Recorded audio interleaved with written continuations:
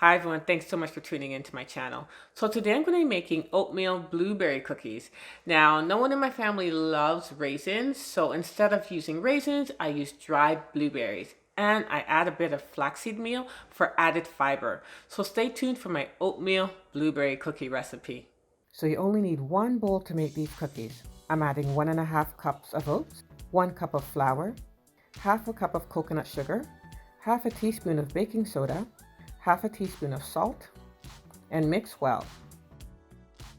Then you're going to add 1/3 cup of melted coconut oil, 1/3 cup of butter at room temperature, a half a teaspoon of vanilla extract, 1 tablespoon of flaxseed meal, 2 teaspoons of maple syrup, and 1 egg. And you're going to mix well until the dough comes together. I'm going to split the batter in half to make some with blueberries and some without. So this is half a cup of dried blueberries in half of the batter. If you're going to make the whole batter with blueberries, add 1 cup of dried blueberries. And now I'm just mixing in the blueberries evenly into the cookie dough. I'm placing the cookies on a baking sheet lined with parchment paper.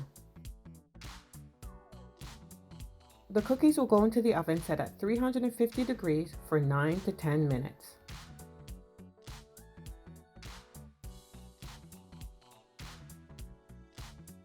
There you have it, an oatmeal blueberry cookie recipe. Now, of course, if you prefer raisins, you can use raisins instead, or even dried cranberries. I've done that in the past and it tastes so good. Now, if you make this recipe, please let me know how it goes in the comments below. Until next time, take care.